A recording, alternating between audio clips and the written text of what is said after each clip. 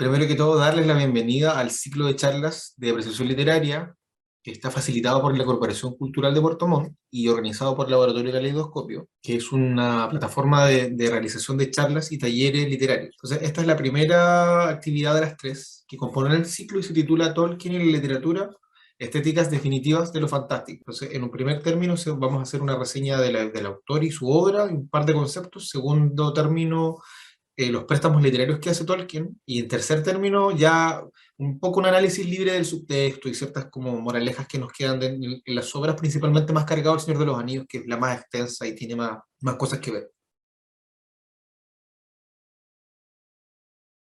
Tolkien nace en Sudáfrica en 1892, pero es trasladado muy tempranamente a Inglaterra de vuelta. Entonces él es culturalmente británico. Y bueno, es el hombre orquesta, hace de todo un poco. Es poeta, ensayista, profesor universitario de literatura antigua, filólogo, que eso hay que dejarlo ahí anotado.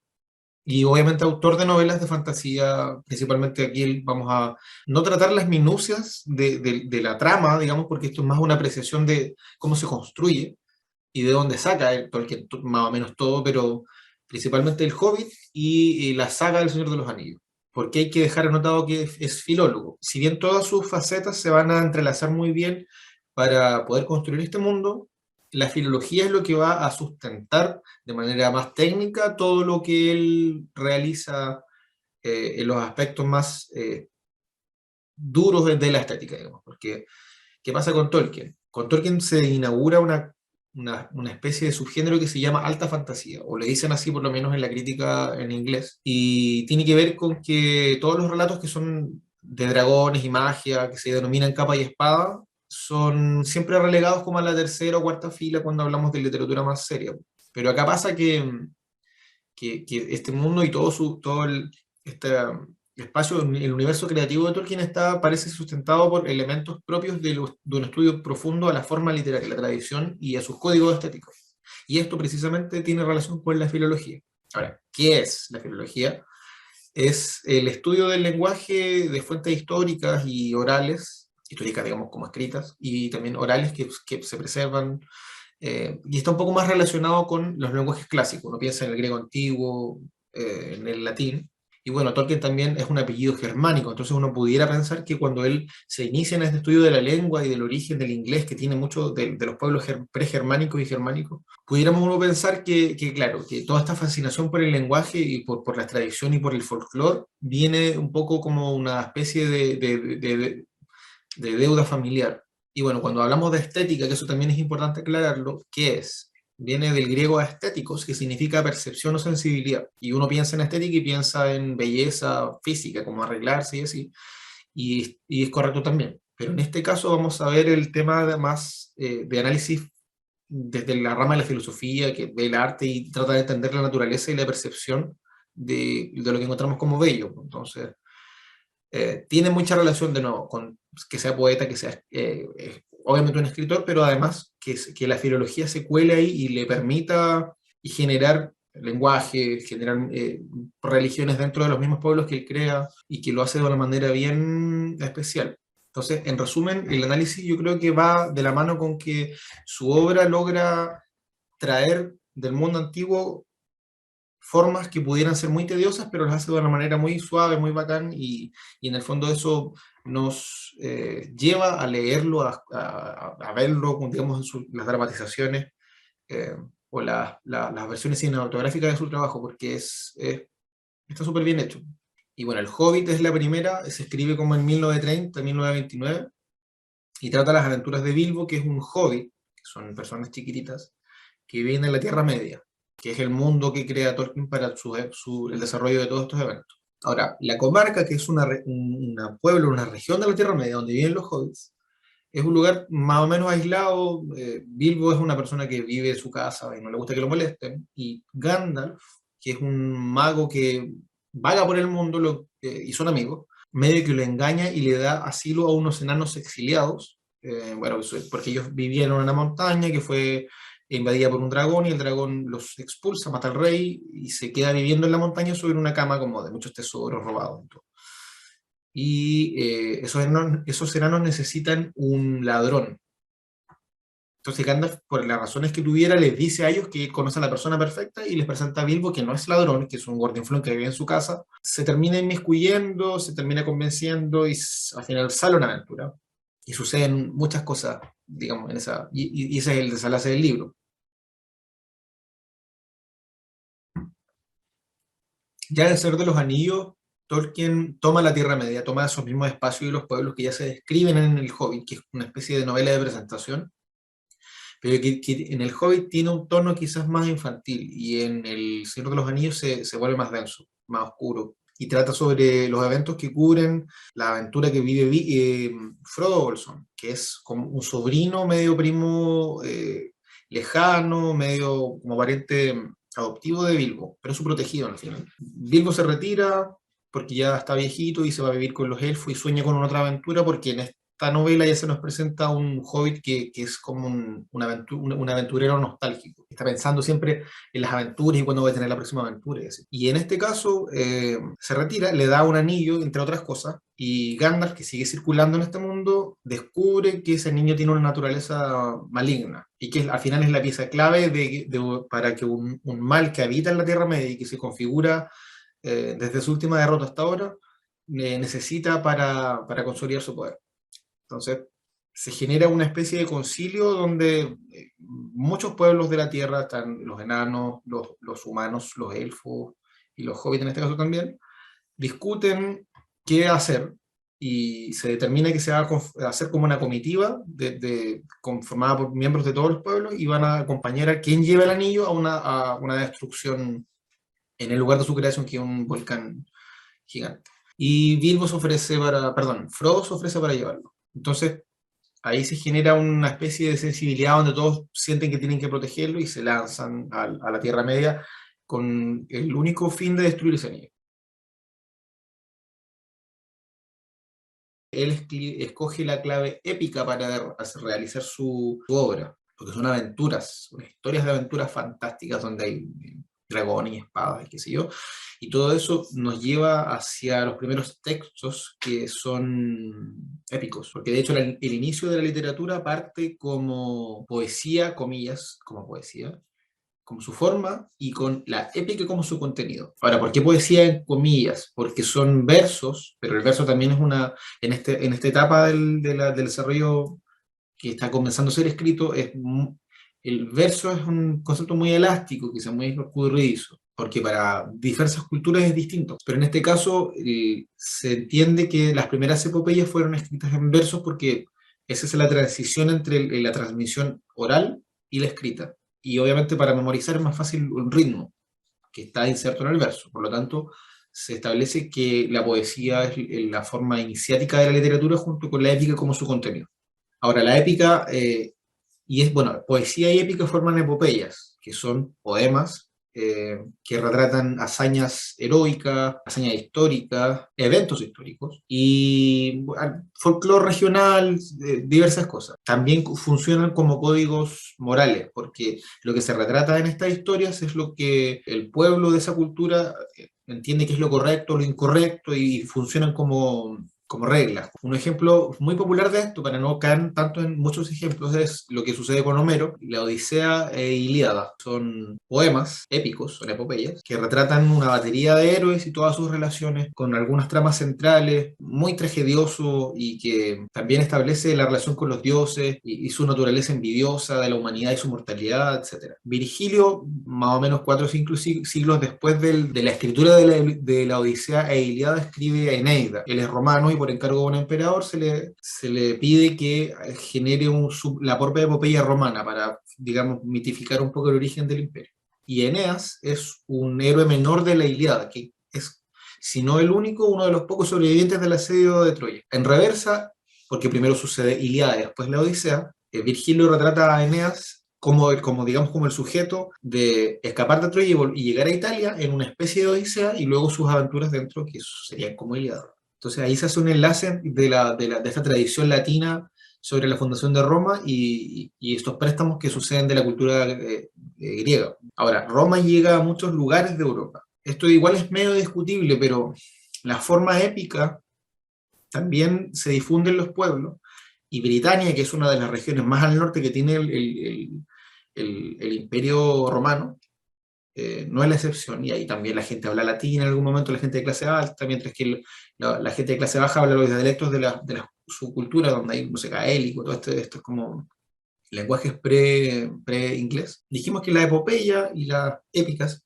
siempre tratan temáticas bélicas, históricas, y ya la región denominada Britania es abandonada por Roma en el siglo V, y todos estos pueblos, vamos a decir, germánicos, no necesariamente estableciendo que son alemanes, sino que son este pueblo, una suerte de pueblo originario, y sus tradiciones fueron medio prohibidas durante la ocupación, por decirlo de alguna forma, romana.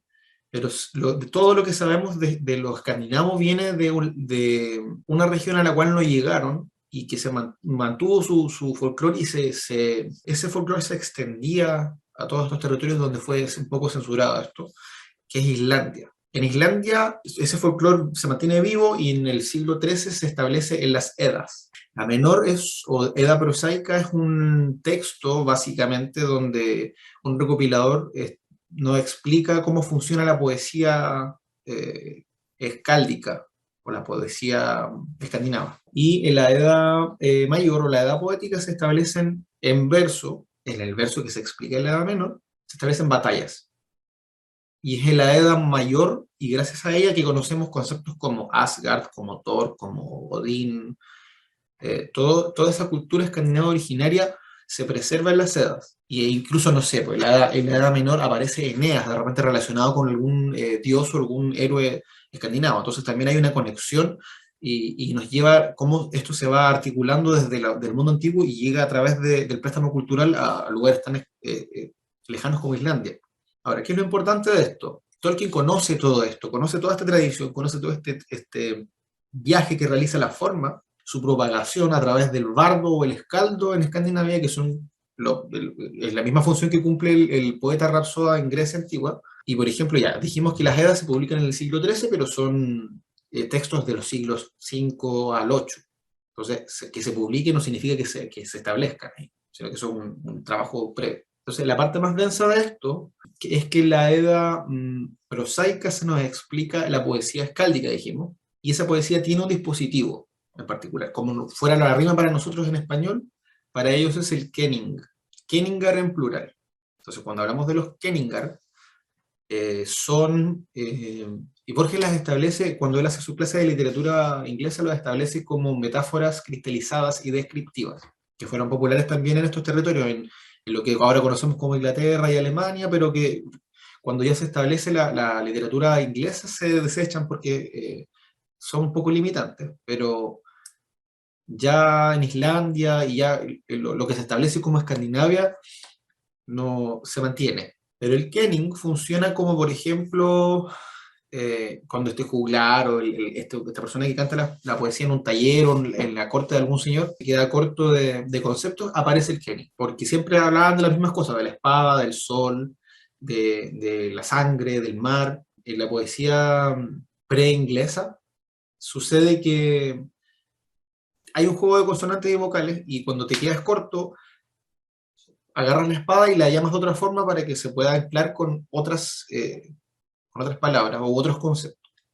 Entonces, el kenning funciona como, por ejemplo, si vamos a hablar del mar, un kenning sería el camino de la ballena. Y esto funciona como lugar común, entonces mucha gente que pasa por la feria y escucha hablar del camino de la ballena sabe al tiro que es el mar, porque todos más o menos manejan esto. Y a los barcos, en algunos kennings, en algunos poemas se les denomina como potro de mar o corcel del mar. Entonces es el kenning del barco. Y si uno quisiera decir el barco surca el océano, hay un kenning que pudiera ser el potro surca el camino de la ballena. Entonces, si a uno le dicen el potro surca el camino de la ballena, es como, no sé qué pasa, pero todo el mundo en esa época sabía que el potro de mar es el barco y el camino de la ballena es el océano. Por lo tanto, si el potro surca el camino de la ballena, es porque el barco navega en el mar. Y así se va entretejiendo una poesía bien compleja y bien poco amigable para quien no la maneja ni la conoce. Entonces, ¿por qué tanta explicación con el kenning? Porque Tolkien, dijimos, sabe muy bien todo esto. Y parte de realizar arte de buena forma o de generar conceptos es no necesariamente que uno tenga que conocerlos para disfrutarlos o entenderlos. El Kenning para Rey es el pastor del pueblo, uno de ellos, y la otra es el generoso o el dador de anillos. Eso sucede porque, claro, el juglar igual se le quiere como chupar un poco las medias al rey o al señor al que le está haciendo el canto de la justa, o el dador de anillos, o el generoso de anillos. ¿Por qué? Porque estos señor o el rey se saca el anillo y se lo da como dádiva o le da monedas de oro, algún premio. Entonces, ¿cuál es la relación? ¿Quién es el señor de los anillos? Ya hablando solo del señor de los anillos, ¿quién es? Es el rey del mundo. Puede ser la persona que lo está trayendo, pero en este caso es el enemigo, es Sauron, el señor malvado, que es este mal encarnado que habita la Tierra Media y que vuelve. Es retratado al inicio del Señor de los Anillos como un señor oscuro que forja anillos y se los da, digamos, en un número a diversos pueblos, a los señores de los pueblos, a los enanos, a los humanos, a los elfos, y ellos tentados un poco por la joya, pero también por la promesa de poder, los aceptan. Pero él a su vez forja uno que es el único, que le gana a todos ellos y que es para él. El Kenning, cuando dijimos que era dador de anillos, es el rey. Por lo tanto, acá Tolkien, a un nivel muy profundo y muy poético, nos está tratando de explicar cuál es el nivel de dominación que ocurre acá. Porque cuando Sauron le regala los anillos a todos y ellos lo aceptan, en ese intercambio están de manera simbólica aceptándolo como el rey del mundo. Porque son todos los pueblos los que habitan, los que tienen anillos.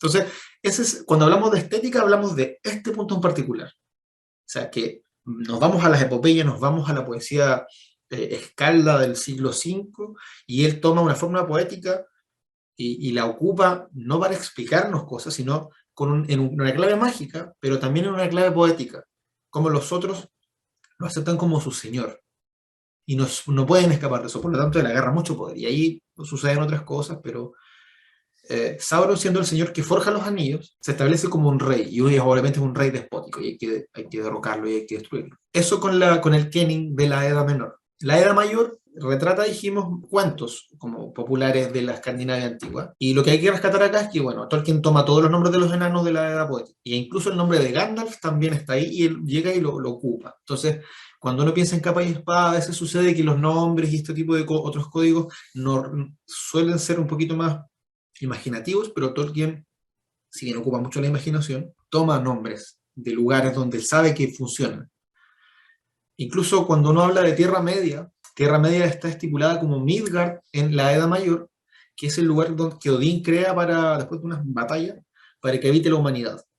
Entonces, cuando uno piensa en el Señor de los Anillos, piensas como en fantasía medio medieval, pero a su vez en una Tierra Media, que es el Midgard, que en el medioevo se le denominaba en Escandinavia a la tierra en la que habitamos todos. Entonces, hay un nivel muy profundo del entendimiento de la forma de lo que sucede acá.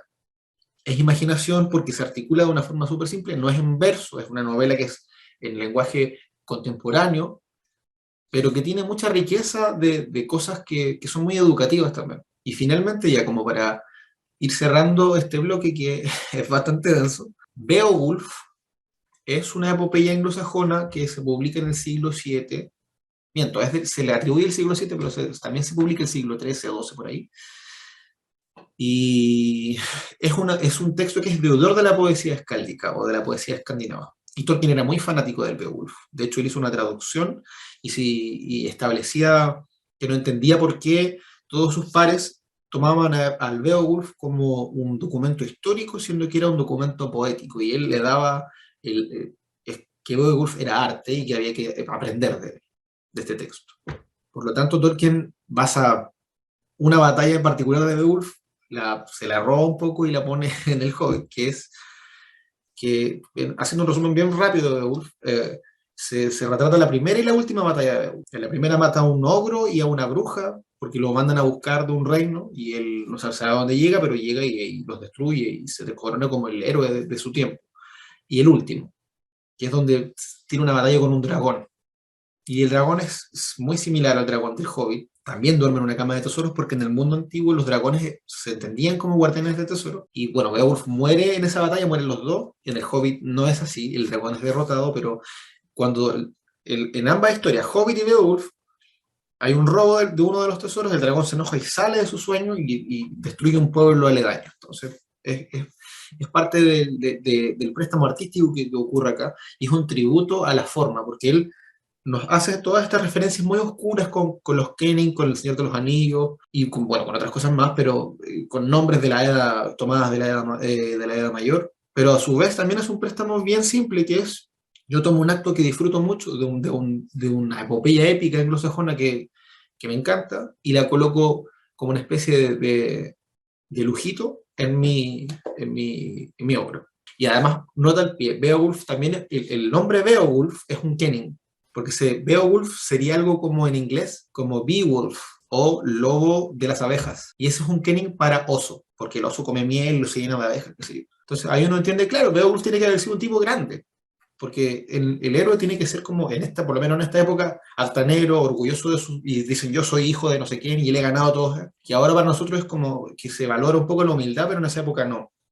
El héroe podía ser, de la epopeya en menos, podía ser altanero y contar las ganadas y no era mal visto, digamos. Se esperaba un poco que él fuera como di todo lo que hiciste. Entonces eso es como una nota al pie, que Beowulf también a su vez es un Kenny. Entonces, por supuesto que esto se va configurando en la historia del lenguaje y él como también era profesor de literatura antigua sabía todas estas cosas. Y la última es una polémica, que ya empiezan a aparecer en el siglo XIII, también los cantares de gesta, en Alemania en particular con el Cantar de los Nibelungos, que es de donde Richard Wagner toma muchas cosas para transformarse en una ópera que se llama El Anillo de los Nibelungos, donde también Sigfrido, y ahí hay Valkyria, y hay un anillo, y hay río y oro, y la relación es bien estrecha, digamos, con lo que pudiéramos entender nosotros como el Señor de los Anillos. En el Cantar de los Nibelungos tiene componentes de una saga islámica que se llama de la Belsunga o Volsunga, que también es del siglo II o XIII, pero son escritas en esa época. Aparecen las Edas y aparece la saga Volsunga. Es una reescritura como con componentes de lo que ya todo el mundo conoce, que se estipula en las Edas. Y bueno, el Cantar de los Nibelungos toma cosas de la Volsunga y de la Edda poética. Y cuando Richard Wagner arma su ópera, el Anillo de los Nibelungos, toma de la Volsunga, de la Edda poética y de Beowulf. Entonces, cuando a Tolkien se le ha comparado, oye, te influenciaste por el Cantar de los Nibelungos o tomaste préstamos de ahí, él siempre lo negó y diciendo, mira, ellos se basaron en estas tres fuentes y yo también. Entonces, no es extraño que nuestras obras se parezcan o tengan elementos comunes.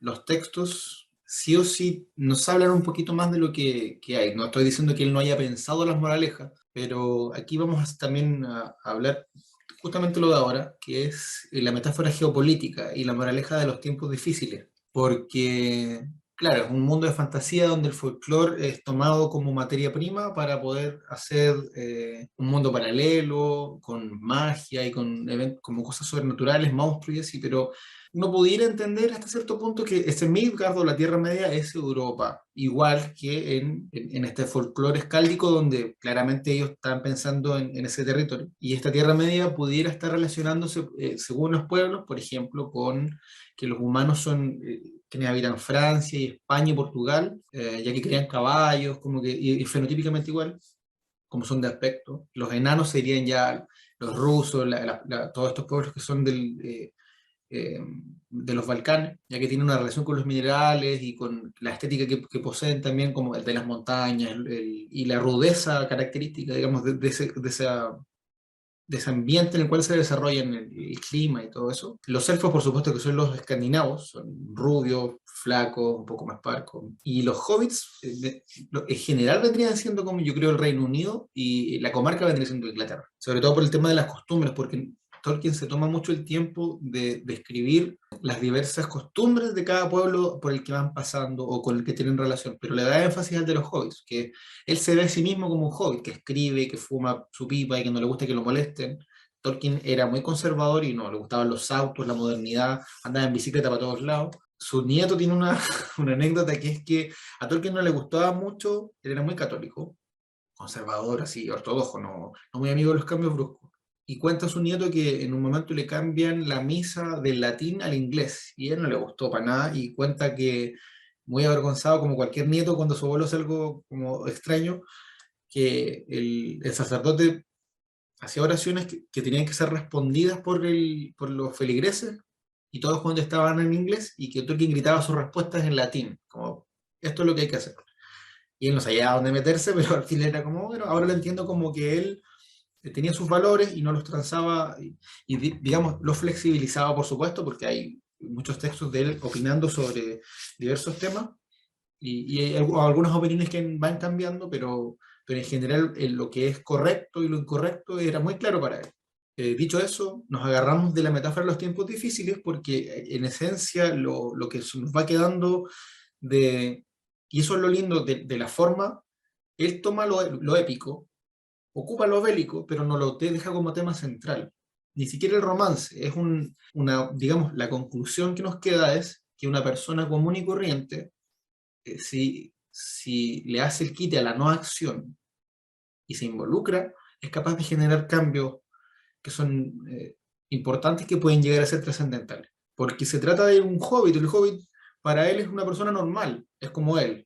No es el ser más poderoso de esta Tierra Media, en este mundo, habiendo, no sé, hombres que viven 150 años, elfos que han visto pasar eras y eras y son inmortales, o enanos que forjan, y son mucho más musculosos y más, qué sé yo. Pero acá en este caso el hobbit, que es los que viven más en la indefensión bélica, son los que si se involucran y hacen lo que pueden con lo que tienen, son capaces de derrotar al Señor Oscuro, que es el rey, el señor de los anillos. Esas son esas moralejas más esperanzadoras en una época en la que, si recordamos, Tolkien vivió en la Primera y la Segunda Guerra Mundial y participó en ambas. Es natural que él sienta fascinación por el folclore y que él trate de retirarle un poco como este salse bélico, como este subraye de lo que es todo el valor de la guerra. Van un poco a la guerra por la paz, que es este paralelo que sucede en esta Europa de esa época, pero lo que él quiere dejarnos, que ese involucre es válido y es necesario, y que es mejor actuar, y que sí o sí el mal iba a llegar a la comarca. Entonces, de hecho, Frodo en El Señor de los Anillos se va de la comarca ya sigue siendo seguido por los espectros del anillo, que son estas, algunas fueron reyes y ahora son esclavos del poder del anillo. Ese es como yo creo que lo que sugiere todo, y lo que hace más bello y mucho más contemporáneo todo esto. Formas antiguas presentadas de manera entretenida, y además ocupándolas para vehiculizar otro mensaje que no es el de que lo bélico y necesariamente lo más heroico y lo más muscular es lo que triunfa al final.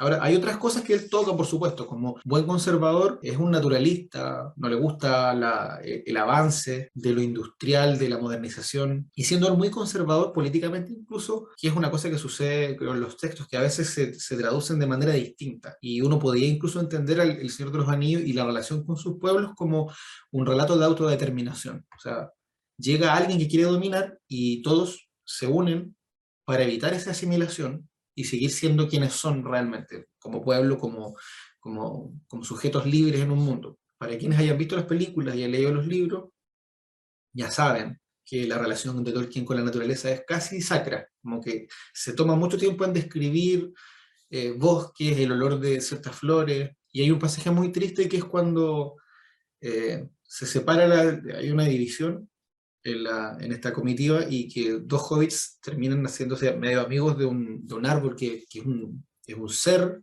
y cuando le dicen que hay una guerra, este árbol no cree mucho y dice: voy a preguntarle a Saruman, que es el mago blanco, que es el jefe de la orden de Gandalf, y van a Isengard, que es el lugar donde vive él, que tiene un palacio y es un jardín. Y Saruman ya se dio vuelta la chaqueta, porque Saruman no está a la altura de su cargo y dice: el mal va a venir y yo me voy con los que ganan. Entonces Gandalf después pasa a ser el. Pero en ese momento nadie sabe eso, y llegan a Isengard, y el árbol muy amargamente descubre que Saruman se dio vuelta la chaqueta y ocupa esto como centro de operaciones. Obviamente las fuerzas del mal son todo lo que a Tolkien no le gusta. O sea, eh, hay generación en masa, hay industrialización así brutal, sin respeto por la naturaleza, y Isengard, que era un jardín, termina destruido porque Saruman ordena que saquen los árboles de raíz, que son milenarios, matan animales, queman el terreno, hacen forjas, y forjan instrumentos y forjan monstruos. Y ahí estos árboles deciden que quieren entrar a la guerra para tratar de parar esto que ya les llegó a la puerta de su casa. Entonces, ahí también está esta sombra presente en todo momento. Ahora, eso nos lleva a lo racial. Porque ya dijimos que en geopolítica está el mapa de Europa y cada pueblo de esta novela también tiene como un eco en pueblos de Europa. O sea, el escandinavo puede ser el elfo perfectamente y los rusos son los enanos, pero siempre se le ha cargado la mata con que el orco, como es oscuro, es con una carga racial. Y yo aquí tengo una cita, de hecho, de una de las cartas que escribe Tolkien a su hijo en relación como al racismo y ciertas como al imperialismo. Dice, no conozco nada sobre el imperialismo británico o estadounidense en el lejano oriente que no me llene de dolor y repugnancia. A Hitler lo detestaba también, lo encontraba que la doctrina contra los judíos era ridícula, que él era un soldadito. Tiene una sensibilidad humana muy importante Tolkien. Entonces, yo creo que aquí lo que se pierde un poco con el tema de la oscuridad es, uno, en la novela se explica que los orcos, que son oscuros, son humanos y elfos que están contaminados por el mal, que es esta necesidad de poder y esta sed de venganza y todo. Y además, en los pueblos antiguos, en una era primitiva en la cual durante el día y hay luz, yo puedo ver si me están acechando. En cambio, en la noche no, y tengo que buscar refugio, porque la noche es la muerte. Entonces, esa dicotomía luz-oscuridad no es solo racial, digamos, se traduce como en un tema de color porque eventualmente también se habla del oscuro y quiénes son oscuros, pero en este caso funciona más como un código dentro de todo este plano que ya se generó y necesariamente un apunte a que, no sé, que los orcos sean africanos o que sean del Medio Oriente, porque eso yo creo que no tiene ninguna asidero. Entonces, en resumen, espero hayamos ilustrado bien cómo opera la cerebralidad de Tolkien a la hora de construir sus trabajos de una forma muy amigable, digamos, son novelas largas, pero son muy disfrutables, no es un texto complicado. Y esto nos lleva a quizás entender un poquito por qué se le atribuye a Tolkien esta responsabilidad de extraer un género que es moral, cultural, pedagógico, que es popular en la antigüedad, y aterrizarlo a un interés popular cotidiano moderno. Y cómo el Hobbit, en primer término, y el Señor de los Anillos, en segundo, funcionan como un plano para la literatura de capa y espada de aquí en adelante.